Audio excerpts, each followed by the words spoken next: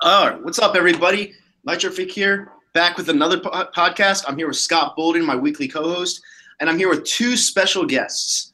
One, Eaglesfan4life17, recently just retired from YouTube, and I don't even know how to explain it. He climbed to the top of the mountain in a year and a half. The man, the myth, the legend, Philly.500. How are you doing today? How you doing, yo, everybody? What's up? How you doing? Thank you for having me. I appreciate it. Yeah, no problem, man. The pleasure's mine. You're a phenomenal video maker, and I wish I could have duplicated what you did in the beginning because I don't know what it is. You're just a natural at this, and I'm really glad to have you on the show. I really am. Thank you. Thank you so much, man. I love you. I love your channel. So it's just an honor. Anytime Nitro Freak wants me, you got me, man. Just Thanks, bud. All right, so what we're going to start off first is because Eagles talk, we're going to talk free agency, we're going to talk Flyers, we're going to talk Sixers. But what we're going to start off with this week is some LeBron James talk. All right? And you guys had to know this was coming. All right? LeBron James the other night, it was obvious he was interested. Well, not interested. We don't know what his mindset brings us. But we know as fans that we have the team that can surround LeBron James to win a title. We just have to add one more piece. We don't know what Markelle Fultz is going to turn into. We don't know if we could add another veteran player to match what LeBron James wants. All we know is when the Philadelphia 76ers went into Cleveland the other night and completely smacked the Cleveland Cavaliers, LeBron James looked like he was having a lot of fun with the Embiid after the game. And to me, that shows signs of hope when it comes to being a Philadelphia 76ers fan. Because if you put LeBron James on this team with Joel Embiid, Ben Simmons, a Markelle Fultz who can be average and it won't even matter. You add one more veteran, dude, it's already going to be scary. Yeah. What do you got? You can take it first, Scotty. I think, the way the Sixers have really been playing for the past month and, how they played against the Cavs, it just shows how far they've come, from winning, 10 to 20 games a season. Now in the playoff hunt, a real threat, and now someone like the best player in the league, LeBron James, is showing, even if it's like just a rumor, it's still some type of interest in your basketball team. I mean, that's probably one of the biggest things happened to this city in a long time. I mean, the process is looking like a success. Obviously, the whole Fultz thing is disappointing, but Simmons, Joel Embiid, and then if you can somehow lure LeBron James to Philly, you have a contender that can win it all. And it's just insane that all the pieces are finally coming together. After so much doubt and hatred by the national media and even our own fans, we're getting tired of losing. And now we're finally putting everything together. I mean, it's just there's no words for it. Yeah, exactly. That would be awesome. How could you? It's hard to imagine LeBron James with the Sixers. It really is. But, that would be awesome. My only thing is this. I just don't want him to come for 1 year and then, leave. And I don't want him to come in and then, tell the team and the front office who they should trade, who they should get, that kind of thing. If he doesn't do that. If they win a championship, is it worth it? Yeah, of course it's worth it. Yeah, of course. Yeah. If they win, yes, it's worth it. That would be crazy. That would be absolutely crazy. What do you think, Rob? I think that, and it's kind of some of the same things that Philly.500 was going over. I know a Lakers fan friend of mine was saying the same thing, asked if he wanted LeBron. But look, as far as I see it, LeBron would be the missing piece in his prime and arguably one of the greatest players to ever play the game of basketball. You have Embiid as your center, Saric as your power forward, LeBron as your small forward. And as much as I thought Simmons would be that small forward, when they put him in as point guard in the absence of Markelle Fultz, he's looked like a really, really good point guard. And Markelle Fultz is your shooting guard when healthy. That's a scary, scary team right there, starting five, including a bench that could be a bench. But I agree with what Philly.500 is saying. And you know what? If LeBron comes in and like what he's doing in Cleveland, like what he did in Miami, starts telling the front office and the organization, oh, I want this guy on my team. I want to trade that guy, do that deal, do this, do that, do this. If that's what he's going to do, I don't want that because he's done it his whole career. But, however, it would be worth it if it becomes in a championship. And if LeBron comes to the Sixers, we would automatically be an NBA championship contending team and would probably put us in the finals, if not Eastern Conference Finals. You know what? I have a rebuttal to that, Rob, and this is why I want LeBron James. It's not for necessarily getting a title with him, because it would be awesome to get a title with him, but LeBron James is a teacher at this point in his career. And you have a bunch of young players that if you got the necessary tips you need from LeBron James, probably the best to ever do, in my opinion, the best to ever do, but that's for another day. We would be set for 10 to 12 years easily, especially because we have a top 5 pick next year, getting Sacramento Kings pick, and I don't think they're going to be that good. So we're going to get another top 5 pick. We don't know what's going to happen with the Lakers pick this year. So the future's looking great, man. It really is. And if LeBron James comes here, we could be a dynasty. And I totally agree with that, with the whole veteran presence that LeBron James would bring, because the guy's what, 31, 32 He's going to be 35 next year. Oh, so he's older than that. Yeah. But he's still good in his prime, and bringing a veteran presence that's going to help guys like Simmons, Fultz, even Embiid, Saric. He's going to help, and the draft picks that we could get out of this, he's going to help those guys and make their game even better. Right. So that I do agree. He does want to play with his son, right? So. Wait, what? I said LeBron does want to play with his son, right? Yeah. So he might be playing until 40, 45. Who knows? Yeah, I don't know, man. At the level that he plays at, if he doesn't diminish his role at all, he's not going to last much longer. Trying to do a Tom Brady with his years. Yeah, I don't know. We'll see. I love the idea of Ben Simmons at point guard all the time. I just love him at point guard because he's such a mismatch for everybody, you know? So, yeah, that would be great. I mean, that would be awesome. So, you know, I like Ben Simmons, but he has to work on his jump shot. Like, I was watching the game. I was watching the game last night at a bar, and I was watching him. Even at the free throw line, he looks uncomfortable. And that's something you have to fix. If he fixes that, he's going to be the next LeBron James. He's going to. Yeah, he's definitely got to work on a shot. Definitely. But my gosh, man, that guy is just a natural talent on the court, though. My God. Easily. Like, we had some idiot on the Fanatic the other day saying that they would trade Ben Simmons for Kawhi Leonard straight up. And I'm like, no. No. Absolutely I heard about that. And whoever, dude, I heard about that. And it's like, dude, I would never in my life even think about doing that deal. No. I'm telling you, if Ben Simmons and Embiid stay healthy over the next 5, 6, 7, 8 years, those are going to be two of the most dominating guys in basketball. I mean, you can't. That's so hard to find. I mean, the Sixers are sitting pretty, man. They are sitting pretty, and I've been waiting a long time for it. A long time. Man. Yeah, I hear you. It's crazy what Philadelphia sports have turned into. You know, the last couple of years we were talking about compared to the last 3 years. Yeah. What we went through like 3 years ago when all of our teams were at the bottom of their league. And now to think where we are, it's just unbelievable, bro. It really is. Yeah, it is. It is the golden era. Expectations are sky high. You know, they're ridiculous. You know, we expect to win it all. At least with maybe next year with the Sixers, probably every year with the Eagles for the next 5 years. Oh yeah. Oh my God, dude! Like, I was just talking to my friend the other day.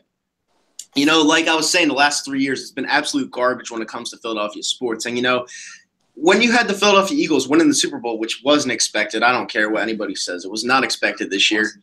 And you have the Sixers looking like they're going to form into a dynasty. You have the Philadelphia Flyers sitting at the top, well, almost the top of the league. They're playing the best team in the league right now. Mm-hmm. And then you have the Philadelphia Phillies, which all you know, I'm not a Philadelphia Phillies fan, but I'm going to watch the team. I'm going to see what they do. I think they're climbing as well. I really do. They have Reese Hoskins. They have Nishek in the bullpen. They put, like he said, they're going to put Velasquez in the bullpen. I hope they put Velasquez in the bullpen, but yeah. And you even agree that's the most logical thing. Well, yeah. The guy goes 100 miles per hour. He doesn't. Every time he goes late in innings, he's getting shelled. He'll look good first couple innings, and all of a sudden he gives up. I mean, and he throws 100 miles per hour. He throws as fast as he does. It's logical to put him in the bullpen. Could you imagine what a good closer he would be? Yeah. So. It would be crazy. And getting Nishek back from, what was it, Colorado? Colorado. You're going to have a decent bullpen, which you did not have last year. So, I mean, looking at it, I know Philly.500's a Phillies fan. You watch a lot of the games, right? I did. I didn't watch that many last year because I have to buy the package. And when they were going to be bad, I was like, I'm not paying all this money to buy a package. So I'm probably going to get it this year. So I'll be definitely watching them on a daily basis, though. All right, okay. But last year, you watch the games, you see what's going on. Look, you know how many times we've had leads in like the 7th or 8th inning and ended up going on to lose the games? How many 8th, 7th inning leads were blown, and even 9th inning leads were blown last year, especially in the first half? Yeah. I think the Phillies had the worst record in baseball entering the All-Star break. Yeah, so, and with the better bullpen, I like our chances this year as far as getting better and progression goes. Yeah. I don't know I'm not confident in them making the playoffs moving forward, but hey, if they can surprise me, we'll see what happens. Yeah, I'm excited to see the Phillies this year. They're all going to cost me a lot of money. Everybody's winning, so I'm buying all these tickets. I got to get the hockey, got to get the football, got to get the baseball, got to get the basketball. It's a lot of money, but whatever it takes. Whatever it takes. I agree with you 100%. Yeah. All right, so the next topic we're going to talk about today is obviously the Philadelphia Flyers. The Philadelphia Flyers are playing the Tampa Bay Lightning today. They're at the top of the league. They're the best team in the league. My friend always jokes with me all that time. This fucking prick on Twitter named the Zomster he talks shit on my Flyers all the time. And today they're playing the best team. If they win today, which they already won in Tampa Bay this year, if they win again in Tampa Bay, this team is for real, and I'm going to shut that motherfucker up. And it's going to be so great. It's going to be awesome. Man. Flyers really surprised me. The amount of young guys that they caught that are coming up, mixed with having Giroux and Voracek and Simmons and those guys still has been fantastic. But with me, the Flyers always come down to one thing, goaltending. It's always about the goaltending. I think the Flyers, if this kid's for real, and I got to see more of them, that's the key. I think they could surprise some people in the playoffs. I really do. Yeah, Mazurek, he's looking like he's going to form into his own. And you know what's scary about that? Because I like Mazurek, but when Brian Elliott comes back in like 3 weeks, because his injury was lower body, I believe, they said he would be back. Does he go back into the backup role and we waive Neuwirth, or do we put Elliott back in the starter's role and then put Mazurek in the backup role? If Mazurek's playing good, I'm not switching him. You got to go with him. He's the younger guy, right? What's Elliott, 34, 35? How old's Elliott? Elliott is 37, I believe. 37, so he's even older than I thought. Yeah. But the thing with Brian Elliott was I was watching him the whole year, and until he got injured, this guy was a workhorse on our team. Like, he played almost every single game. And that's tough to do in the NHL. It really is. That's like Henrik Lundqvist type shit. And it's like, I don't know. I would feel bad not replacing him. I'd feel bad about replacing him, but at the same time, you got to stick with the hot hand. And if Mazurek is our guy, he's our guy. Yeah. My thing on that is this. I like Neuwirth. I think Neuwirth is just as good as them. But see, the thing with him, and this is his downfall. Was his downfall. He leaves Philly. This is what we're going to remember him for. The man just cannot stay healthy. And that's what's turning into a problem with him. Now, Flyers, before they got Mrazek, were down to their 4th-string goalie, that Lion dude from the Phantoms, because Stoley hurt. They just recently activated him off injured reserve. Neuwirth hurt. Elliott hurt. And now down to the Lion dude from the Phantoms in the AHL. And now they got Neuwirth they got Mrazek from Detroit. I would keep him in the role of starter. And if Elliott or Neuwirth come back, or more so if Elliott comes back, as you said, he might end up being activated or reactivated. I would just usher him in and keep going with Mrazek. Like I said, if Elliott wants his starting goaltending job back, he's going to have to earn it. And you know what? The Flyers' record really – I know that the defensive line pairings and the offense line pairings really changed up with Elliott playing every game early in the season like that. But let's be real. When the Flyers had Elliott out there in goaltending, he didn't look all that impressive. Like, he didn't look like all that. Well, it was more about the workhorse thing that I liked about Elliott more than the actual skill level. Because if you have a workhorse that's consistent, at least, like wins, losses, I mean, he had at least 5 more wins than he had losses this year, if I'm correct. So, I mean, if you're consistent when it comes to that in the playoffs, you could really you never know. He could get hot like he was with St. Louis Blues. But, you have to – it's been tough in Philly when it comes to goaltending. The last 20 to 25 years, we have not had a goalie. I don't care about Robert Esche. He sucked. Roman Cechmanek sucked. Who's that guy that we lost to the Penguins in 2009? Martin Baron. Brizgalov. Brizgalov. I fucking hated him. I don't know anything. Threes go Right, off. once he started ducking pucks in the net, that was it for me. Fuck that pussy. Yeah, I agree. Yeah, once He he ducked started, one. he ducked a puck like this, and the fucking puck went in the net. Once that shit happened, yeah. Remember, you guys remember Czechmonic? Yeah, Roman Czechmonic, He used yeah. to block remember, he used to block with his head. Yeah. Remember? That guy was hilarious. That guy was a nut. Oh, The thing Brian Boucher. Brian, Boucher. I like Brian Boucher, I liked though. him too. I liked a couple of them guys, but they had, none of them had any long-term stability with them. And Ray Emery was just fucking scrub. Yeah, he was nothing better than a backup. It's just the fly. Ever since like Hextall left the first time when they traded and they got Lindros, dude, the Flyers have not really had a franchise goalie. They just haven't. If they would get a franchise goalie, they would have won 2 or 3 cups. I really believe that. But, as far as Elliott goes, the one thing about him is, and maybe what's his playoff record? Doesn't he choke? Doesn't the Blues always choke in the playoffs? It's not that good. It's not that good, it's not that but good. I know he split times with this other goalie in St. Louis, and they beat the Blackhawks, I believe, 3 years ago in the first round. Yeah. So They got to the Western Conference Finals and they lost. yeah, he's like a Nick Foles type. He has experience. I mean, people say what they want about Nick Foles. The guy won a Super Bowl, but he had the experience in the playoffs, and that's why I was so confident going into the playoffs because he had experience before. All right, Yeah. And that's the same kind of comparison I give to a goalie like Brian Elliott, because if you have experience in the playoffs, you're not going to have a block in your head, and you're going to do work. So. It depends. Yeah. Like Mrazek, he's never been to the playoffs, so I don't know. We'll see. So Scotty, what's up? So Scotty, do you have any thoughts on the Flyers? Do you have any thoughts on the Flyers? I will admit I'm not the biggest hockey fan out there, not the biggest Flyers fan. Mm-hmm. The Flyers, to me, I feel like over the years, at least since like they went to the Stanley Cup, back in 2010.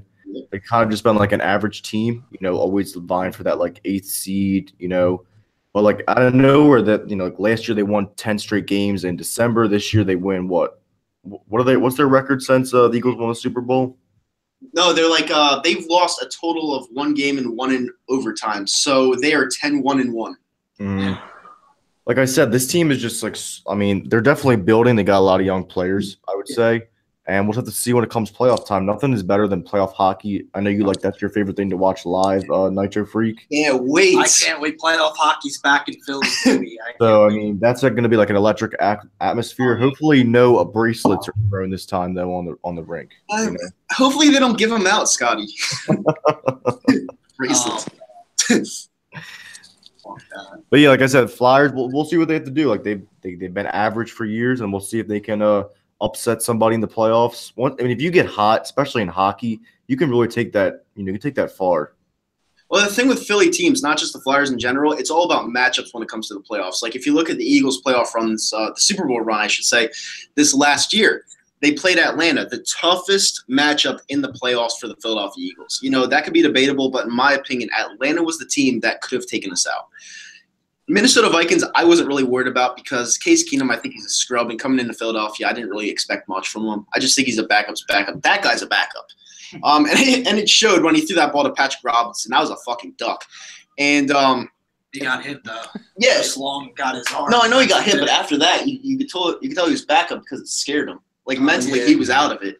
And then you play Tom Brady. And I said it before the game. I was like, their defense is not all that. I mean, yeah, Tom Brady is great, but if you don't have a defense, being a Super Bowl contender, you're not going to win. So that's what it came down to. Our defense didn't show up at all, but our offense was better. Nick Foles outdoing Tom Brady. Yeah. That's fucking crazy. You want to talk a little free agency with the Eagles? Yeah, let's do it. Yeah, sure. All right, awesome. You start off. So free agency starts, March 14th, I think it is this year. March 14th.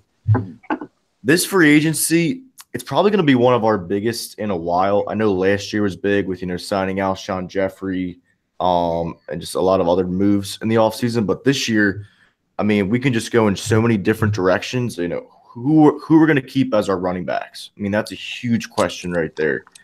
We're at $9 or $10 million over the cap, so we have to cut some players. Who are we going to release? Is Jason Peters not going to be here next year? Is Brent Selleck, played his last game as an Eagle? There's a lot of factors that are going to have to be determined in this free agency period. It's not going to be easy, and I think that the fan base will overall trust whatever we do because we just won the Super Bowl. But I mean, if a player like Jason Peters isn't here, or like even like a Brent Selleck, I mean, the fan base is going to feel some type of way. I mean, they're still complaining about John Dornbos getting cut. So yeah, whatever. Yeah, I mean, I guess I'll start off. All I'm gonna say is LeGarrette Blount. He's going bye-bye. I like the guy. He's a winner. You know, he showed up when we needed him. But full season-wise, I feel like we could get a better running back. I really do. And I need to really. We don't really even need. Yeah, exactly. And that's exactly why I saw Eagle Speed's comment in the live chat. I was shout out to him, by the way. He was like running back at 32, and I'm like, that's not such a no. I mean, no. I'd rather go corner or linebacker than running back. I'd rather get a linebacker there at 32. Or even a guard. I'd take a guard or a tackle. Offensive lineman at 32, much more a running back. I mean, that would be like, what? Yeah, exactly, yeah. Rob. I agree with Rob there. I wanted the D tackle, but I mean, D tackle for depth. Yeah. I mean, Elijah Qualls, I met him. He's a nice guy. Tavon Bryan. He's been he's been inactive a lot, so you don't really know what you're going to get with him. Well, we have Cox and Jernigan, so. Yeah, but then what else after that? One of those guys gets hurt. So I feel you can make Cox is like one of the like aside from Carson Wentz and maybe I don't know, maybe Ajayi or fucking it's my name. Zach or Alshon Jeffrey. There we go. Those are one of the top guys on the team that we least can afford to lose, injury wise. Like I said, I think we'll talk about the draft a little bit too. We have a first round pick, no second round pick, no second, no third, 2 4ths, 5th, 6th, and a 7th, or we have 2 6 maybe. I think you have 3 5ths, 2 4ths, 3 5ths. I think. Okay. No second, no third. I believe. I think we have 3 5ths. I know we have 2 4ths. I could have sworn I read it was 3 5ths. But that's why I was thinking, one of the things you may want to do in the draft, especially picking 32, is to trade back. If you could get another second and third, it's definitely an option. Because I don't know, at 32, I think there's going to be a lot of similar type players from, let's say, 32 to 42, that kind of thing. Plus, you pay them less. You gotta be able to get better and save cap space. We got to pay Carson Wentz in a year. Yeah. So. Let me interrupt real quick. Would you guys do this? And I don't know if this is realistic, but everyone's asking, are we going to trade Nick Foles? Are we going to trade Nick Foles? All right. Let's say we offer the Cleveland Browns Nick Foles, the 32nd pick overall, and let's just say a 4th round pick for the number 1 pick overall, and we get Saquon Barkley. No. Yes. Would you guys do it? I would do it. I would do it. Yeah. I have to do it. I have to do that. I mean, I love Nick Foles, but for someone like Saquon Barkley, I do not want him ending up on the Giants. I can't have actually, from the workout that I seen and heard about during the combine, I hope the Giants don't get him now. Dude, that guy was a monster. He's benched more than Keith. That Facebook post, what did it say? It was like faster than Elliott, better vertical than Odell, and stronger than Leo. Yeah. Like, I mean, I knew that Penn State wasn't that good of a team, and this guy just showed out on a team that had no O-line whatsoever. I love Barkley. He's amazing. Like, I fucking hate Penn State University. I fucking hate them. Dude, I hate them. But he's amazing. Did you know he was a Rutgers commit until he decommitted? Yeah. Oh, wow. Yeah, he was. And the guy went off the last couple of years. He's amazing. He's not even a running back. He's an offensive lineman, a running back, and a wide receiver. This guy's he's the real package. And he's the next running back to do what he did since Adrian Peterson. I'm not even going to say Zeke. I'm going to say Adrian Peterson. I think he'll be better than Zeke. You put Zeke behind a terrible offensive line, I don't think he'd be rushing for over 1,000. He can catch, so he can catch too. He can get 70, 80 catches in the right offense. He's a generational talent, that kid. I'm serious. Like, he is my favorite college player by a long shot. I would love to get him, and I would do that in a heartbeat. And the reason why I'm saying that could possibly work is because the Cleveland Browns have, 4 first-round picks? Something like that. Yeah, they would have an extra one. They would get a quarterback that just won the Super Bowl. Second-round picks as well. Yeah, And I'm saying if you could go ahead and steal him from the New York Giants, Saquon Barkley, like why not go do it? You know, it's you would take Nick Foles over Kirk Cousins if you were the Browns. I would. He's cheaper. The thing about Foles is I think he's more of a system fit.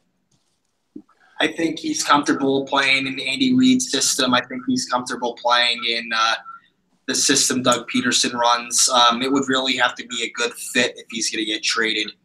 That's kind of similar to what the Eagles and the Chiefs run. Yeah, but you know what? Nobody's really a fit in Cleveland. Like, let's just look. Look at their offensive line. Look at their weapons at the wide receiver position. Look at their running back. Who the fuck is that guy? I was just saying this yesterday. If they were smart, they'd take Saquon Barkley because first they need a running back at 3rd overall. So if Saquon's there, I can put money on it right now. They're going to take him. The Giants might just say, you know what? We know we're getting another year, maybe 2 years out of Eli Manning. Let's just keep, that quarterback put for now and take Saquon Barkley because who do they really have at running back? And looking at it, they could probably use that Paul Perkins dude who's not really shown that he could be a starting running back. They could use him as like a situational 3rd down back. And all of a sudden, they'd have a really, really scary offense. Maybe 1, 2 more years out of Manning, and then address the need for a quarterback. I can very well see them taking Saquon Barkley, especially after the combine. And this is before the pro day workouts. This is before draft stocks. This is before free agency. If the Browns are smart, they take Barkley at 1st overall, and they take whatever quarterbacks there at number 4, whether it's that Rosen dude, the Darnold dude. If the Browns are smart, that's what they do. Knowing the Browns, they'll find a way to. I agree. They're going to mess it up. But if and they probably did you hear Max Kellerman's theory? What? They should take a quarterback at number 1 and number 4 so they don't fuck it up. That'd be like kind of cool to watch though. Like in the ask the Redskins how that went. Yeah, well they drafted Cousins like later on, but. I mean, they were banking a lot on RG3 though, and it didn't work out. Yeah, that was weird. They traded 3 first-round 2 top quarterbacks, and they had to battle it out, and then you can trade one like the next season. Why did they take Kirk Cousins in that draft? 4th round, 3rd round, 3rd round. Yeah. That's fucking stupid, and that's what they did. Yeah. No, it went Foles, Kirk Cousins, and then Wilson. No, it went Wilson was taken first because the Eagles are going to take Russell Wilson. Yeah. Wilson, Eagles settled for Nick Foles, and then the Redskins traded a lot of guys. It's a good draft class.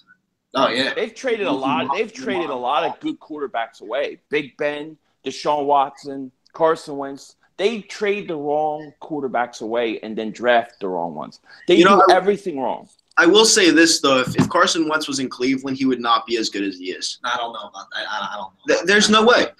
They don't have a smart guy like that, athletic guy like that. I think he would have panned out there. No, and I understand what you're saying, but the thing is, they didn't have the talent that we had when we got him. When we got him, we actually had pieces that we could throw to. Like the Browns have nothing. Like Josh Gordon can't stay off the weed. I don't know who their other wide receiver is. Is it Coleman? Corey Coleman. Coleman? He's all right. He's okay. He's not like Alshon Jeffrey good or nothing, though. He's not. Yeah. He's on very unproven. They did have that Gary Barnidge or whatever, tight ends. He's gone. I'd take Zach Ertz over him any day. In fact, I'd probably rather have Selleck over him any day. So, by the way, as far as the Sixers draft picks go, have Barnidge in a couple of years. He's been a free agent. I'm going to put this out as far as future draft picks go. The Lakers are 11th place in the Western Conference because we got the Lakers pick next year. So what's there, 15 teams? 16. 16 or 30 teams in the NBA? Yeah. Oh, then 15th. So out of 15, they're 11th. We'd have to fall out of the 2 to 5 range to get that pick. So we could it's looking like that. So we'd have to get the number 1 pick or the number 6 and up for us to get the Lakers pick. Unprotected. No, it's not. It would be unprotected next year. Oh, we're never going to get that pick then at this rate. No. But the Sacramento Kings, I know 2019, this would come into play unprotected. The Sacramento Kings are currently 12th in the Western Conference. Yeah. I mean, Sam Hinkie has done such a masterful job, and I know you didn't like him. I didn't like the way I love him. I love him. I think they should love him. Statue of the guy, honestly. I do too. I agree. I agree. I mean, think about it. He revolutionized the whole fucking NBA. Now they changed the rules where you can't tank anymore. The NBA didn't like it either. No, they hated it. They hated it. And you know what? It's funny because did I like watching the Sixers lose every night the way they did? No. But at the same time, I knew we were in a mediocre state, and I knew something had to be done. We had to get the right pieces here because there was no way in fuck any free agent addition would come to this team in the state it was. There was no way. We were too mediocre, and now everyone's going to want to come here. So it really worked out, man. It really did. And if these players can stay healthy, we're going to look at multiple championships in the next 10 years. But, you know, the thing with the league is that all these other teams have tanked before, too. They just don't admit it. Hinkie's biggest mistake was he was honest about it. It was so obvious. But other teams did it for LeBron James. I mean, other teams tanked, too. But the day I knew they were tanking, when they traded and got Noel, that was the day I got the NBA package. I knew they were going to stink for 2 or 3 years, but I knew what they were doing. And to me, it was well worth it. Well worth it. Yeah, it was worth it. Big time. No, when I knew that they were going to tank is when they traded away Spencer Hawes. When they traded away Spencer Hawes and they took away all of our big men, that's exactly when I knew they were going for gold. Actually, what did it for me was when they traded Drew Holiday. Yeah, that was the Noel deal, yeah. Well, what happened was they knew they fucked up on the Iguodala Bynum deal because that was a terrible deal. And they were basically, it was all or nothing at that point because you're trying to get a big star. And, you know, say what you want about Iguodala, but he was a very good defensive player. And they were trying to make it work, and it didn't work. And then they said, well, we went from a mediocre team to a below average team. And they said, well, we got to blow this up and rebuild because we're not going to go anywhere in the state we're in. Yeah. Right. So then they traded Drew Holiday for picks, got Noel, and started trading others. So. Right, and Scotty and I went to a game last week. They played – who the fuck did they play? Orlando. Or they played Orlando. And we watched that game. It was an easy win for the Sixers. Didn't start out so well, but me and him went to that game last week. And what did you take away from that game, Scotty? I was actually really impressed with just how far they've come, like I was saying earlier. Like, I mean, I know Orlando's like one of the worst teams in the NBA, but, you know, I think the way that Simmons – and Joel Embiid, just the way the whole team plays together, like they play is like, I mean, obviously, you know, Ben Simmons is a star. Joel Embiid could be one of the biggest NBA players ever. But, you know, just the way they play together, it just seems like they know how to win, you know? And that's what counts when it comes to the playoffs. No, and that's the thing. Like, Joel Embiid and Ben Simmons are the Sixers. You take those two away, they're a horrible team. Like TJ McConnell, everyone's like, oh, he's such a great player. No, he's not. He's not. Joel Embiid and Ben Simmons make this guy look so much better than what he is. Richard Holmes, Richard Holmes, he's not a good player, but they make him look good. You know, everyone around Ben Simmons and Joel Embiid, they're okay players, but they're not going to make a team better. Now, if you bring in Markelle Fultz and he's not a bust, and then you bring in someone like LeBron James and maybe trade for Kawhi Leonard, never know. Oh, yeah, we got picks to trade. It's possible. Leonard, too. I didn't even think about that. I like that. He's averaging only 6.8 points per game. Yeah, that's not that good. Your point guard's averaging 6.8 points per game. Not good. No, it's not good. Nope. What's up? They're generational talents. Ben Simmons, Joel Embiid. And then it's funny because then you got Carson. He's a generational talent too. I mean, this whole city this is like the golden era of Philly sports. I believe we're in it for the next 10 years right now. Right at the Eagles winning the Super Bowl. It's going to start because the Eagles are going to repeat next year. I'm telling you right now. Oh, I agree. Trust me, I agree. I think we're going to three-peat. The league's gonna hate us. First team to ever three-peat in the Super Bowl era. Yep. Oh, that would be amazing. Kyle Pizzle would probably scream his lungs out. He'd probably Pizzle would probably fucking try to. I don't think that Dallas Cowboy fans and Giant fans could take it. Like they really used that on us for a long time, winning a Super Bowl. You know, not even Cowboys and Giants fans. Every fan base. No, the Cowboys fans would be like, "Oh, you got 3. That's cute. We got 5." You know? And that's exactly what they would say. And half of them never saw any of the Super Bowl. No, I love it when they're like young kids and they've never seen Dallas in a Super Bowl, and they're telling you that. It's like, shut up. The other day, I saw this kid still in high school was trying to brag to me how many Super Bowls he's won. It's like, dude, you weren't even alive the last time you won a Super Bowl. Who the fuck are you? You weren't even alive you were alive for one playoff game and it was fixed. Yeah. Exactly. Yeah, it's true. It's true. You know, that's why I don't pay attention to the fucking Dallas Cowboys. I don't care about the Dallas Cowboys because to me, they're irrelevant. They're not a good franchise right now. Until Jerry Jones fucking eats the dirt, they're not going to be relevant. And that's just how it is. It's true.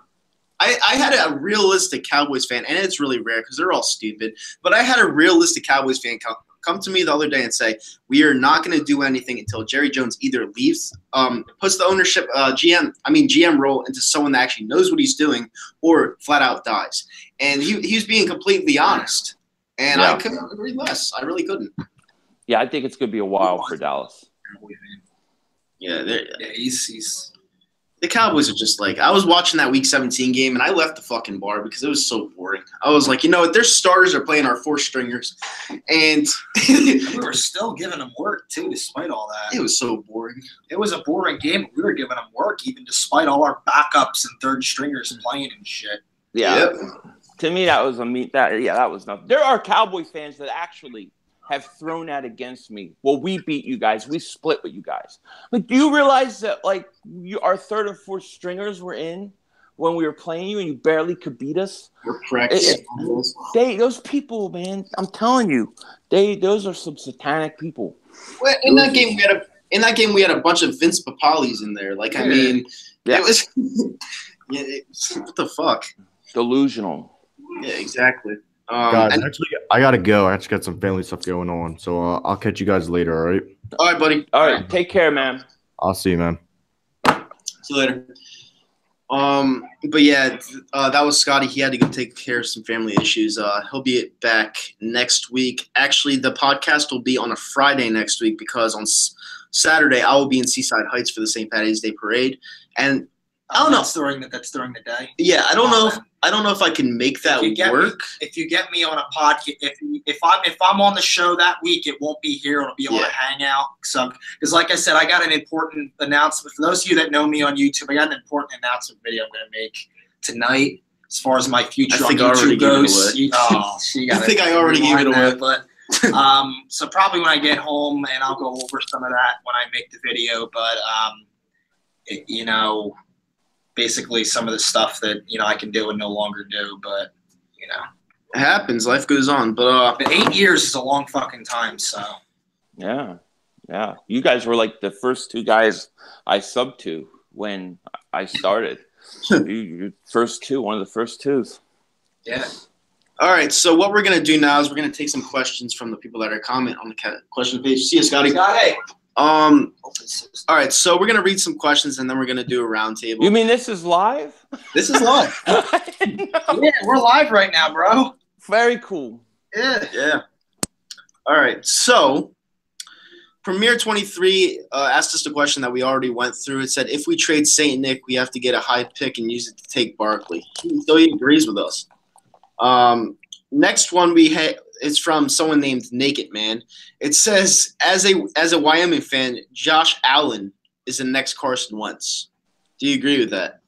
I actually see a lot of Carson Wentz traits in Josh Allen. He reminds me a lot of Carson Wentz. Yeah. So I can see that, but I don't think he's going to go ahead of Nolan because he went to Wyoming and didn't go to a top D1 school. Looking at Baker, I think Baker Mayfield goes ahead of him because Heisman Trophy Award winner, fucking, did as good as he did with the Sooners this year at a big school like that. Mm-hmm. Because of that, I think Josh Allen will go to be the fourth quarterback taken in the draft. He reminds me a lot of Carson Wentz, though. But I think a team like Arizona or Buffalo will get him, and they'll be happy to have him. Mm-hmm. I think so. I'm not totally sold on him yet. I like him. There's a lot of things I like about him. But there's something, I don't know, when you watch Carson and like in the whole draft process, I always was saying to people, even before I knew we were going to get him, that there's something about this kid, something about him, he just has the it factor. Mm-hmm. So I think he'll be good, but I'm not sure I can put him in that category. Yeah, they said he ran. Flyers got the lead. Yeah, I know. Flyers just scored 2-1. Yeah. Yep, and they're playing the best team in the league, so this is no joke. And they're in Tampa Bay. They are? Yeah, they're in Tampa Bay. I thought they were in Philly. No, they're in Tampa Bay. Shit, okay. All right. Yeah. It's a big game. And this would be the second time this year, but what was I going to say? No, Josh Allen, they said at the Combine, ran a 4.68. Oh. And some people wanted him to turn into a tight end, but if this guy is a quarterback, dude, that's a dual threat right there because my God, he's fast for a quarterback. They said he could throw the football 90 yards. Holy crap. Yeah, they said from his knee he could throw 65. And Carson Wentz did that on that one play in Seattle. Yeah. And they said the guy's really fast. Obviously, 4.6 is no joke when it comes to a QB. And that's a complete athlete right there. If he has the mind to play in the NFL, he could possibly be better than Carson Wentz. Like, it's crazy what these QBs evolve into, but you never know because the NFL is a different animal from college, you know? Yeah. A lot of it depends where you go, who your coach is, how well you learn, because, you know, trying to absorb the NFL game is not easy. I mean, the thing with Carson was he did it from Division I school, right? I mean, he was, what was he? Division, whatever it was, 1A or whatever. Yeah. I mean, for him to take the jump he did in his rookie year to second year was something I've never seen. I honestly, I've never seen a jump that high.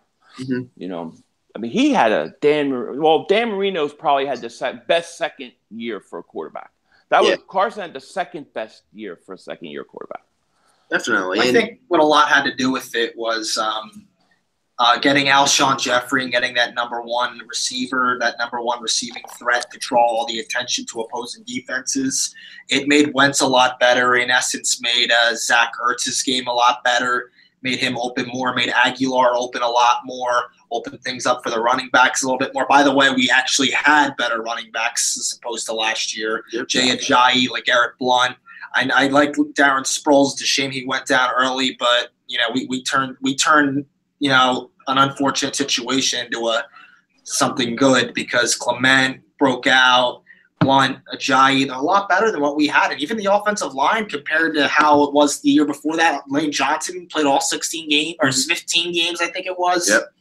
So we were a lot better team. Wentz had a lot better company around him than he did in his rookie year. He did. Carson Wentz, in my opinion, had a pretty good rookie year despite the lack of weapons and support he had. No, and it's funny you just brought up the Lane Johnson thing because Lane Johnson was suspended for 10 games last year. If he was in the whole season, we possibly would have made the first or second round that year. I think so too. Because when Philly.500 came in, I can't believe I just said that right. When he came in, and he was getting lit up. He was getting very lit up. Tree against Ryan Kerrigan in the first Redskins game, and a couple times he was just with bums in there like Matt Tobin. Matt Tobin couldn't block anything. Matt Tobin couldn't block a fucking brick. That's how bad he was. No, and this right here just proves that Lane Johnson is the most important piece on that offensive line, not Jason Peters. I agree with you, and I also think Doug, developed as a play caller. A lot between year one and year two. He was a lot more, and part of it was what he had around him, but he was a lot more deke and dunk his rookie year. I thought he was a lot more aggressive this year. You got to say to Lee. What's up, Lee? That's all I'm going to say. Now we're on a podcast right now with Philly.500. Good guy, great guy, and he's going to be on definitely a lot this year. So, all right, yeah. All right, but going back to what we were saying, the most important piece on the offensive line, it proved it this year. Jason Peters went down and the rock and rolled. There was nothing that we missed. A lot of our players got hurt this year, and it was just a band of brothers, So this team was very special this year. And I knew once they beat the Arizona Cardinals and they just lit them up, even though the Arizona Cardinals weren't that good this year, that was a team that they dealt with and they feared for years because they couldn't beat them. And they just completely lit him up. Larry Fitzgerald got shut down. He never gets shut down against us. And from that point forward, I was like, we are going to fucking win the Super Bowl this year. And then when Carson Wentz went down, I was sitting back. I'm not going to lie. I wasn't nervous or scared. I was just sitting back in my chair. I was like, let's see what Nick Foles does because there's potential that Carson Wentz has done. So I was just watching what Nick Foles did. And when he threw that perfect strike to Nelson Aguilar to end the game, I was like, we can still fucking do this shit because it takes a QB with a mindset like that and the perfect time and possession to end a game like that. Why not? And he did it and more. Yeah, I thought Nick could get us to the Super Bowl if we got home field advantage. But I wasn't sure they could beat New England until the Minnesota game. After watching him in that Minnesota game, I thought, I think we're going to beat New England. But I didn't expect him to go toe for toe, shot for shot with Tom Brady. That was unbelievable. Yeah, I couldn't believe so either. Like I'm not even gonna lie to you. I'm not gonna lie to my crowd. I was fucking blackout drunk at Xfinity Live watching the Super Bowl. When the Eagles won the Super Bowl, he was right next to me. When the Eagles won the Super Bowl, okay, when the clock struck 0, I passed out. I passed out. And the bouncer, the first person I see is the bouncer. I'm looking up at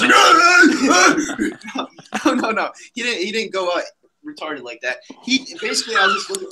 I was just looking up at him, and he's like, "Yo, you all right, man?" And I was like, "Yeah, man, I'm all right." And he gave me a high five because he was like, smile. I didn't see that. Yep, he gave me a big smile. I didn't sleep for 2 days. I swear to God, I thought that if I went to sleep, I was going to wake up and it was a dream.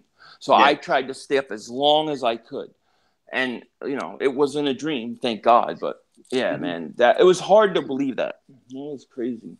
It was. It's still hard to believe. I went to bed at like 4:30 that night. Yeah, we got back from, what was it, Center City, 3 o'clock in the morning. Yeah, and then we went to that Denny's. We went to that Denny's, the worst fucking sandwich ever. We should have got pancakes. I don't know what the fuck I was thinking that Any other night I would have threw that across the restaurant. Dude, that was disgusting, the sandwich I had. It was like, I was like, why the fuck am I going to a breakfast place to get lunch? Like, what am I doing?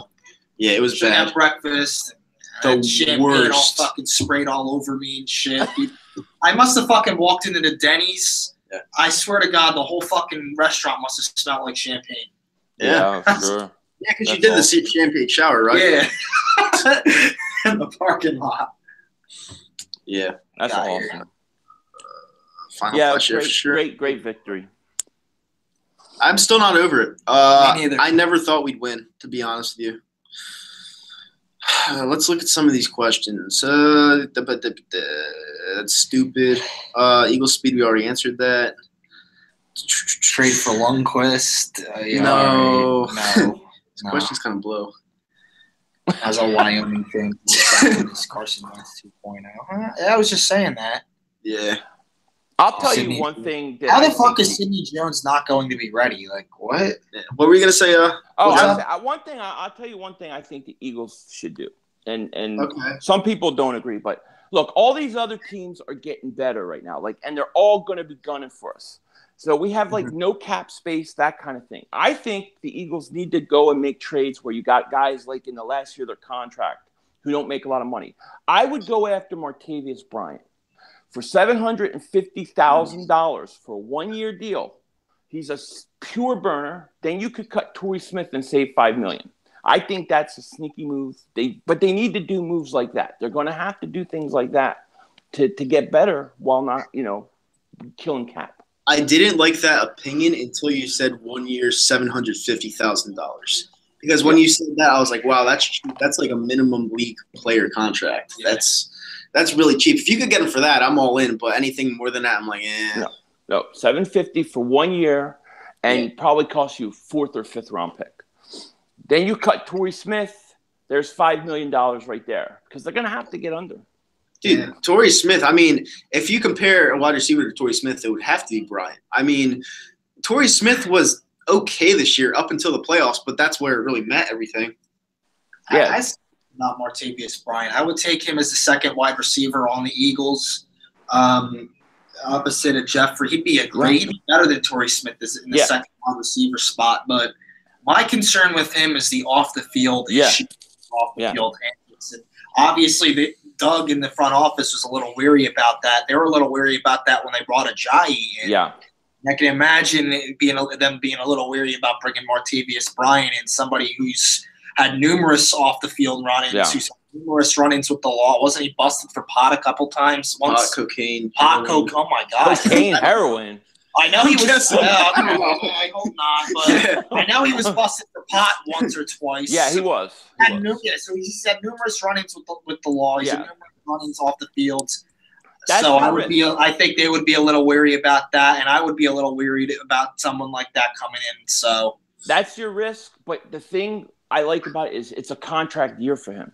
So he's got 1 year, 750. If he screws up, then you get rid of him.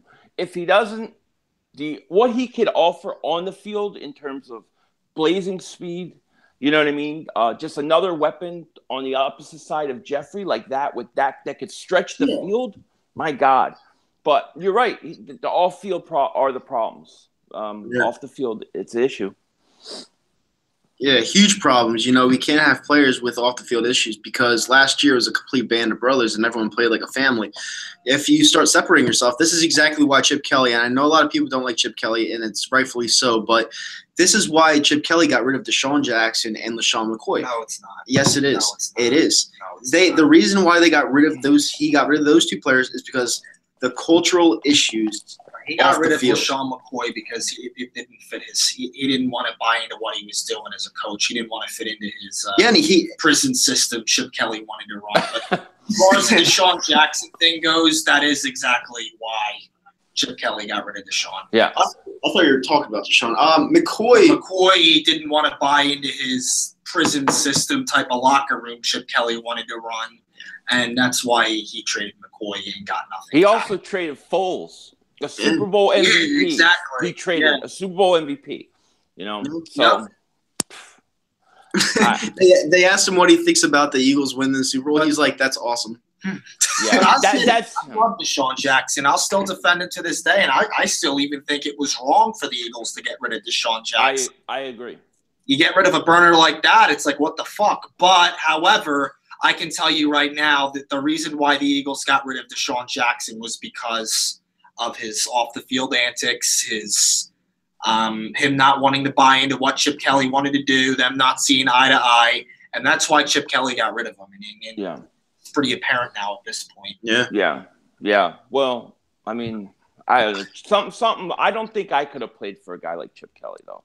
I got to tell you, a guy who wants to track me at home, sleeping.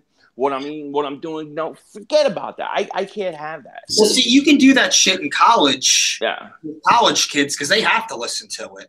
You can even do that shit in high school because, they have no other choice but to listen to it. You can't do that shit with professional athletes. The only thing I thought was weird with Chip is that he shoved smoothies down their throats. You know, he had that smoothie machine outside going like it was nonstop, and he was like, "Here's your smoothie, guys. You're gonna drink it right from it." Like that's the only thing I thought was a little weird. But other than that, I thought Chip Kelly, when he first came in the league, I thought he was gonna be a very good coach. So did I. And even his last year, I went up to Foxborough to catch the New England Eagles game, and we won that game. And I was like, this is the coach I always saw in Chip Kelly. And after that, we beat the Bills by 3, and then we got obliterated at home to Arizona. And then a must-win game to the Redskins that you had to win. It was over after the Arizona game. After the Arizona game, everyone quit. He lost the locker room during multiple times that year. And the Arizona game they weren't that talented either. Yeah. No, he spent a lot of money too, man. A lot of money on guys that did not fit. No. But he didn't want to adjust his system at all, though. That was the other problem. Like, once the team started to adjust to what he did, he really didn't adjust. He just kept doing the same thing over and over again. No, I agree. And, like I said, I was a supporter of him. But since we got a Super Bowl, it is what it is. Yeah. Right. Yep. It is. I agree. I just look back at all those years we wasted with Andy Reid. It's just disgusting. Yeah. Andy stayed like 3 or 4 years too long. 3 or 4 years he should have. That's too long. 10. They fired him the year before that, but the Eagles won 4 games in a row and basically played for him, and that's why they that's why they decided to keep him on for another year. Yeah. I mean, Andy can't win. I mean, even in Kansas City, it's the same mistakes, especially in the playoffs and that kind of thing. He just can't. I'm convinced Andy can't win Super Bowl. I don't think he can win Super Bowl. I'm convinced that he just thinks about food after the game more than the in-game himself. Seriously. I was watching the NFC Championship game back in 2004. Or what was it? Yeah, against Atlanta, 2004. And I was watching with my dad, and my dad hated Andy Reid, with a passion, because you saw how easy it was for us to get our first NFC Championship game, a victory, and Super Bowl victory under this coach. It was so simple. Like that game was a blowout. Like, why couldn't Andy Reid adapt something that help us win once? Like these teams that we were facing, Atlanta, Carolina, Tampa Bay, and the Rams, they really weren't that good of teams. And we were the better team every single time, besides the Rams game where we were actually up. They came in favorites and they were on. Yeah. They're up at half. Yeah. And then when they threw the Gatorade on him, my dad was like, "Look, he's going to turn into a popsicle because." I thought the Tampa game was the game that we should have won. Now they had a great defense, but that was a big time choke. That Tampa Bay, the last game at the Vet, that was a big time choke. They came out, Deuce Staley runs, gets a touchdown. They're up 7-0, crowds going crazy, and the Eagles just blew it, man. They flat, and McNabb wasn't that great either in some big moments too. So the combination of those two guys, The first game I've ever watched as an Eagles fan, I always remember it was when we played Michael Vick the first time in the playoffs. This was back in 2002.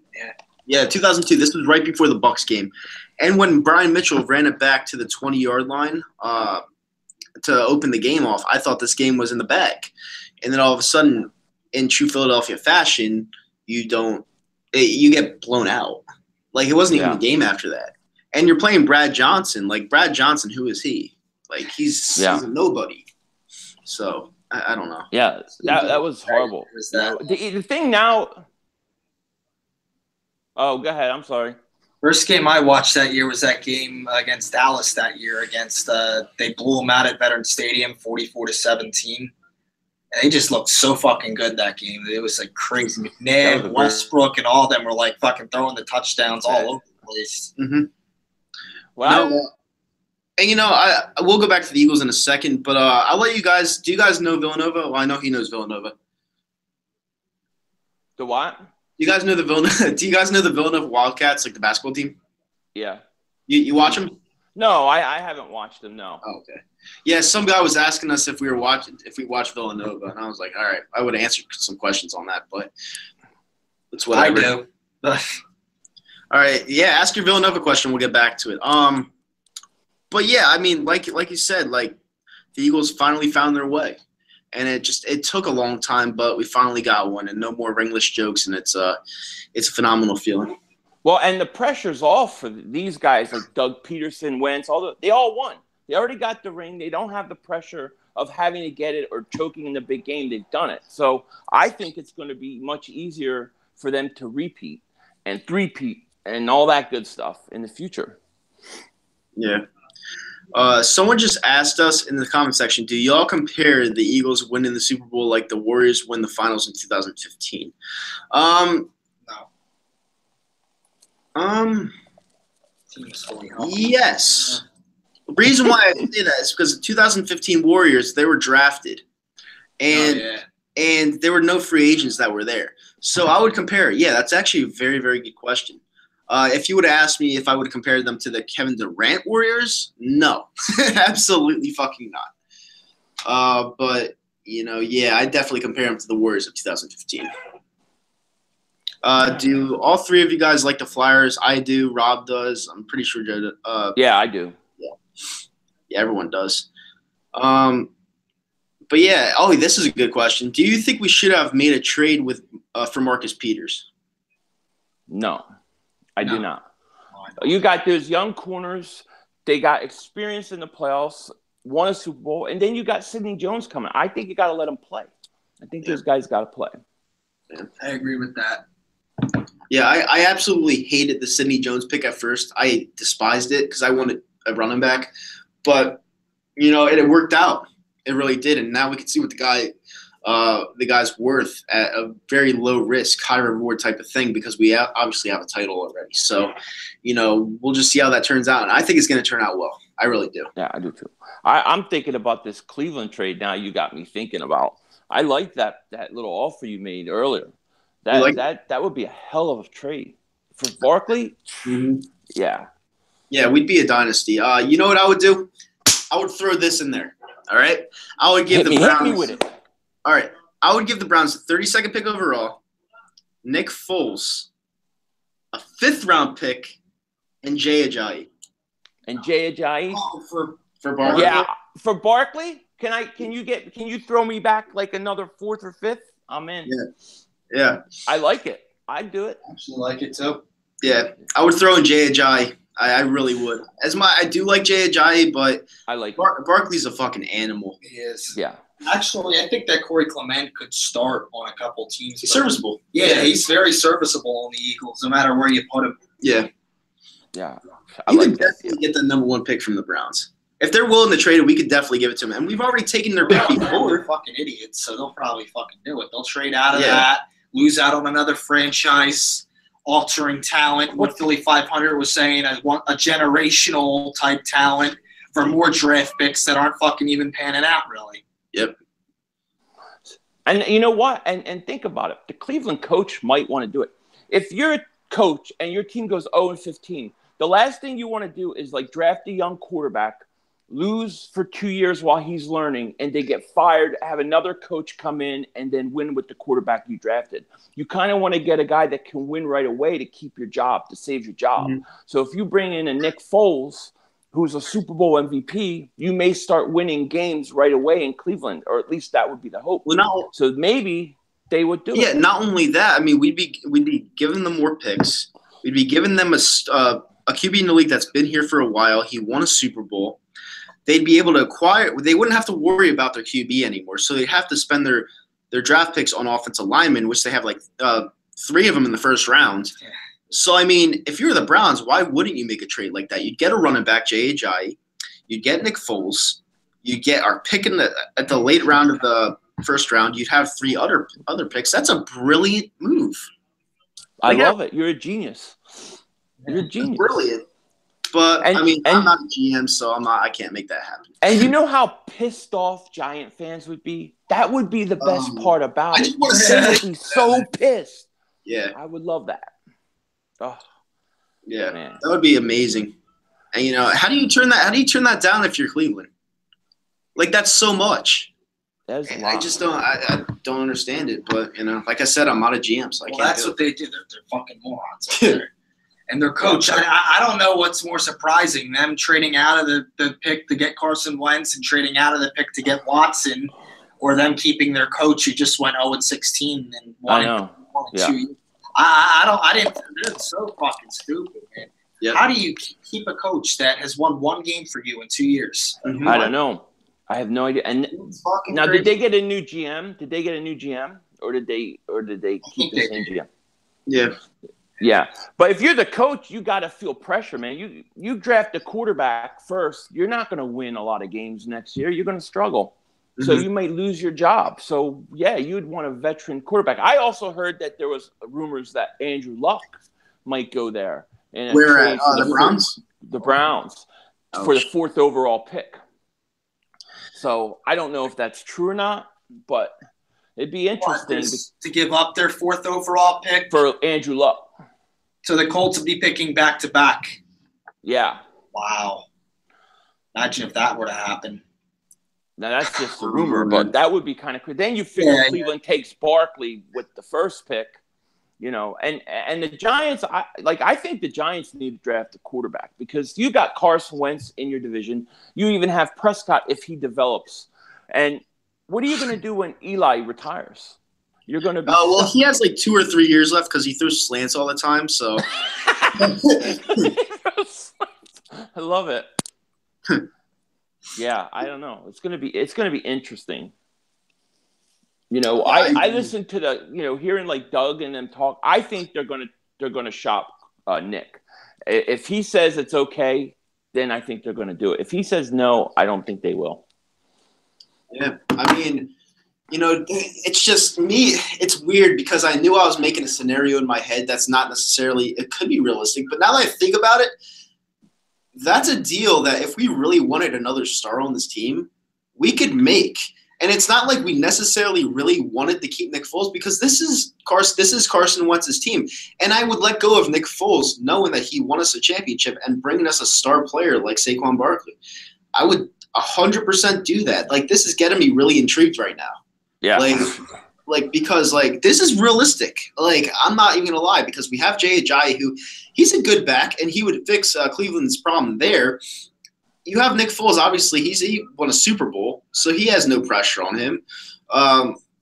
We give him another first-round pick, and they have a million of them. We give him a fourth-round, fifth-round pick, and we get probably a fourth one back or something like that. Why not? I mean, yeah. I mean, how do you put a value on a guy that wins a Super Bowl and is the MVP? Like, I don't know how you put a value on that when you make a trade. You know, you could talk Kirk Cousins and all these other guys are better, but they didn't go mano for mano with Brady. They didn't go and beat Brady in the Super Bowl. That's a very hard thing to do, and he did it. So I think Foles is worth a lot. I definitely do. Yeah, he's worth at least a second rounder. I think so too. Yeah, I wouldn't even trade him for a second rounder. You'd have to give me more, or I wouldn't even want to move him. No, but for Saquon Barkley, yeah, in a second, yeah, yep. In a second. God, I love Saquon. Yep, I love it. He would add to our offensive line. He would add to our receiving game, and he'd add to our. Eagles are not expected to keep Trey Burton. Just came out. Oh no. Yeah, I had a feeling that was going to happen. Yeah. I like Trey Burton. I think he's very talented. I was hoping they could keep him, but he got hurt. So, yeah. Man, Saquon Barkley. A year left on his deal, so you know if they don't move on from him, it looks like he's staying for one more year. Looks like that's what they're going to do. Yeah. I think he's what? How old is he? Trey Burton. No, Selleck. How old is Selleck? 34. Mid-30s. 34? I thought. Okay, so yeah, I thought he was 32, so I thought he was a little younger, but he's been there a while. I just can't get the Saquon thing off my mind because I don't want the Giants getting Think about it, baby. Let it sink in. Let it in because I want him. I want Barkley. That's my guy. I don't want the Giants getting him. No, I don't want the Giants. I really don't. Like, I mean, it would scare the shit out of me. For 2 years, it would. Once Eli goes and they have no quarterback, then they'll just be an average team. But for 2 years, it would scare me too. Yeah. I think Barkley's man. I love that kid. Yeah, and the thing with Barkley is that you know the Giants defense and not Barkley. The Giants defense, it wasn't bad before last year. Like, I mean, they were like one of the better defenses in the league when they lost to Green Bay in the playoffs.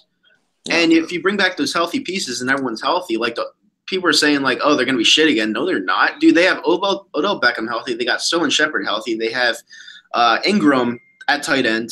They would have Saquon Barkley. They'd have Eli Manning. Like, that's a fucking nightmare.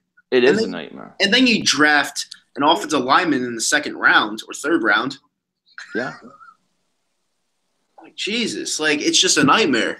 And people are like, the Giants are going to suck next year. No, they're not. Well, the Giants quit, though. I mean, like, I was watching I think it was the Rams game, and they had, like, 3rd and 36 or something and got it. Like, the Giants quit. Those players quit on that coach and stuff last year. I think they're a lot better than what they played. You know what I mean? So you're right. I agree with you.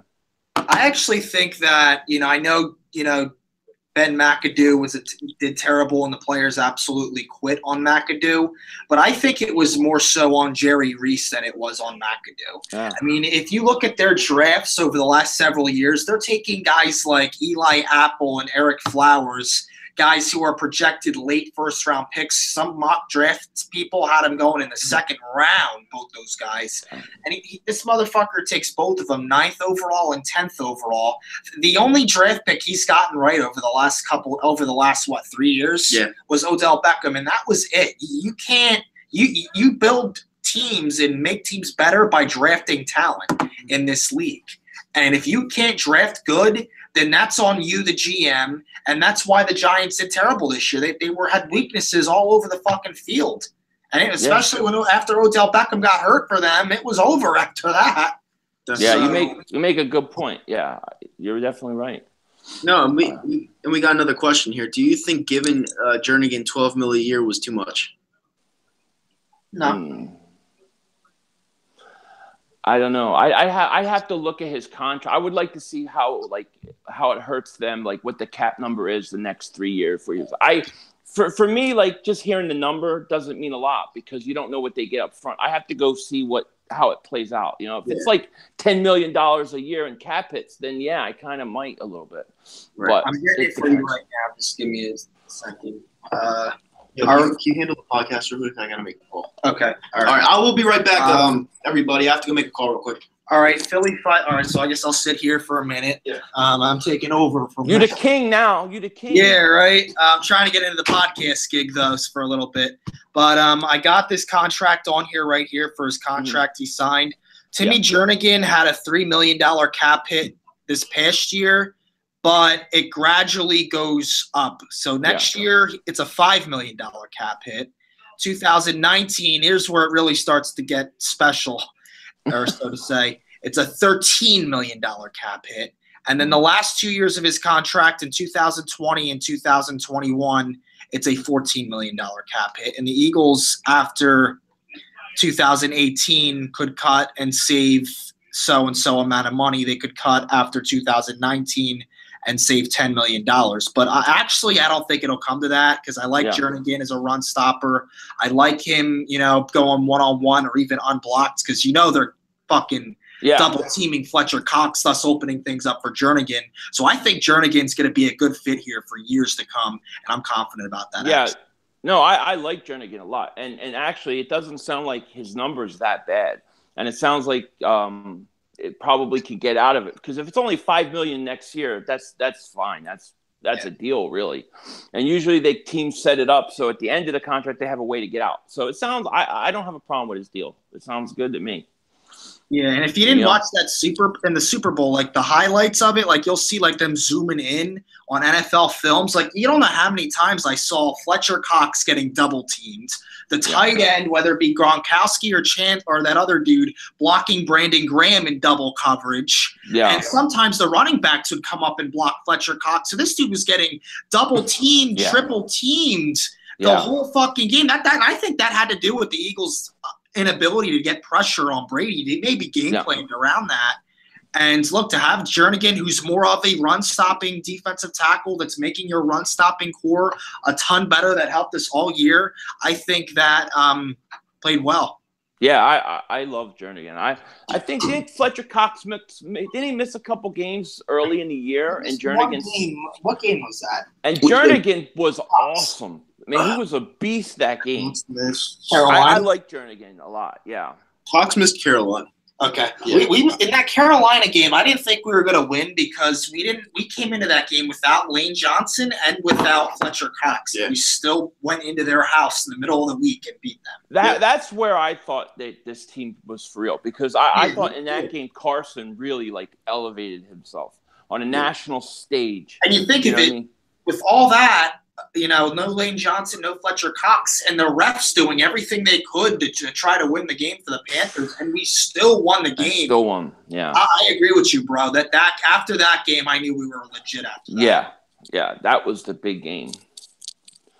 Yeah, we have people in the comment section saying Eagles are going to cut Torrey Smith. I mean, we obviously see that. And if they do, you know what? I don't think Torrey Smith wants to get cut.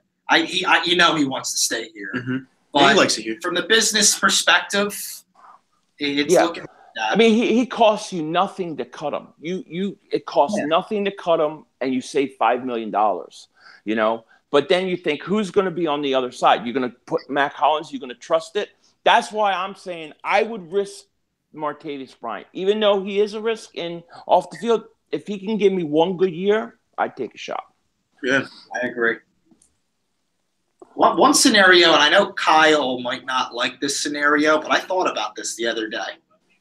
Move Nelson Aguilar over to the number 2 spot and re-sign Jordan Matthews, who's a free agent, and put him in the slot.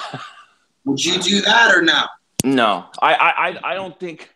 I don't think. I mean, Matthews got hands of cement, but to me, it's more. I think Aguilar is so comfortable in the slot. Mm-hmm. I want to keep him there. But I want a blazer. I want Aguilar in the slot, and I want somebody on that outside that is a burner that can stretch the field. Because I was worried about this too, and I think if they were to do that, it would be like a matchup type of issue. Because then you're taking Aguilar out of his normal position and moving him over, and then you're bringing Matthews back. I'd worry about how that would go as far as matchups. Yeah. Now you're putting Aguilar out of position, basically. Yeah. I thought Aguilar was so comfortable in the slot. I like number one receiver getting all the attention on one side. I think and he was much more open than he ever was. Yeah. I think that helped his game a lot too.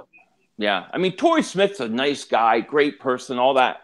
But like he dropped a lot. He was not really that good for us. He had hands of butter. Oh yeah, Torrey Smith all year in the regular season, we were saying to ourselves, "What the fuck is this?" Dude? Yeah, horrible all regular season. But he did make quite a few big catches for us. Yeah, he did. So I'll say that. Yeah. But if he didn't come up clutch in the playoffs for us the way he did, he would have been out of here already. No, because it's the dreadlocks. When he cut the dreadlocks. Is that what happened? Yeah. Jeez. Less weight, you can't contribute more, you know? Jeez. Yeah. Yeah. But, I think Torrey's gone. I think that's going to happen. Yeah. I think that – no, go ahead. I'm sorry. No, it's funny because people were saying when the Pats got Braden Cooks that they were going to win title number 6, and when Jenkins just laid one on him, that was like one of the best moments of the whole game. And I wanted Cooks. I wanted Cooks over Alshon. I wanted him last year bad. He's a free agent, but I don't think he's gonna go anywhere. But I think the Eagles need that speed on the outside. I think they need somebody. So you'd add Cooks. You'd add Cooks. Well, I don't think we could afford him with the salary right now, but I like that type of player. I take Landry, but he too is slot only. He's not going to play on the outside, and that's all these guys like Landry. That and plus he's overpaid at Landry. Yeah. They franchised him for $16 million a year. Nobody's going to do that, and if he does get a long-term contract, he's going to want 10, 11, 12, maybe 13 million a year. Yeah, fuck that. I'll pass on that if that's the case. Yeah, I agree. I agree. You need to find a burner, though. What if we drafted Christian Kirk? I like Christian Kirk. I'd do that. Yeah. Put him alongside of Jeffrey 1 and 2. I'd do that, definitely. Yeah, I like him. I like him. He projected late first-round picks. I'm having him going in the second round, so that would probably fit pretty well. Yeah, well, I also like Dante Pettis from Washington.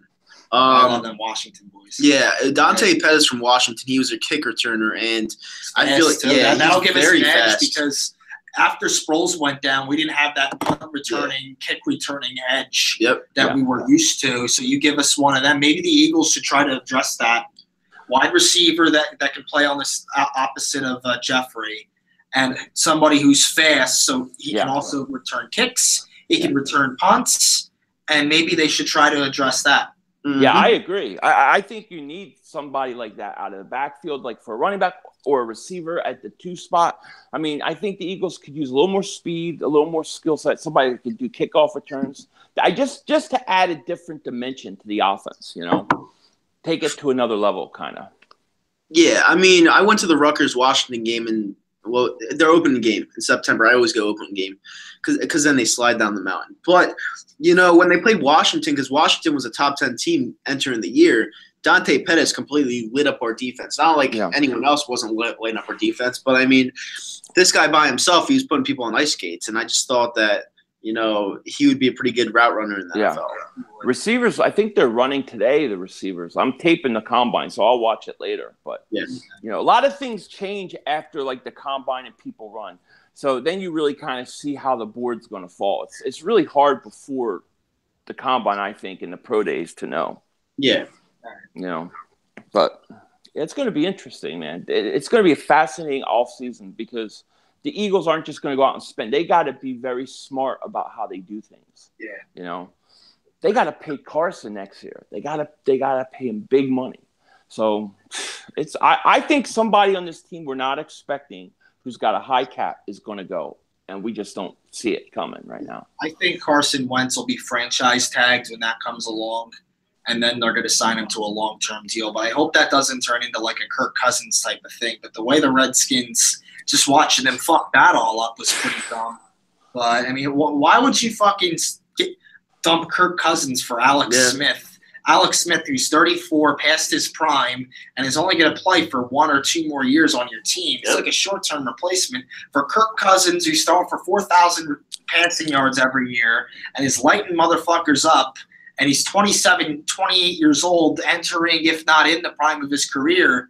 Like, what the fuck would you do that for? Seriously. I thought that was insane. I would never like watching my rivals fuck up because that's where we are right now. Yeah, exactly. Yeah. Exactly. It'll be interesting to see where he goes, too. I don't know. I think Minnesota would probably go after him. I'm thinking. But, it's going to be interesting. I think Minnesota may go after Foles. Possibly. I think the Jets will get him, actually. But see, here's my thing about mock drafts. It's tough to do a mock draft before free agency because you don't know where the quarterbacks are going to go or other teams have needs. You don't know, who they're going to get in free agency to fill them needs. They don't know, who's taking best player available yet, who isn't. So it's really tough to do a mock draft before the free agents are already signed. Yeah, I agree. It is. I agree. Yeah. But it's going to be interesting. Definitely. It's definitely going to be interesting. But, we have one more question. Is it guaranteed that Carson has to wear a knee brace for the rest of his career? No. No, that's just pure speculation. Some doctor went on WIP and said that if he was my client, I would tell him to wear a knee brace. And then that turned into he has to wear a knee brace the rest of his career. And it's not going to happen. He'll probably wear one next year for at least for a certain amount of time. But it's not like some people act like he's going to have like stones around his feet. You know what I mean? Like it's not going to slow him up that much. It will hinder him a little bit, but it won't hurt him. No, I agree.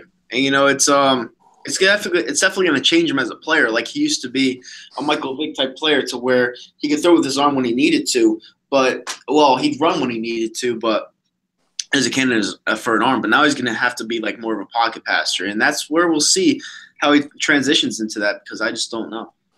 I think he's more of a pocket passer already. I just think he just needs to learn how to stay in the pocket, move around more, and throw downfield instead of taking off and run sometimes. But I don't think Carson's going to change that much. I think he is just what he is. Yeah. I tend to agree.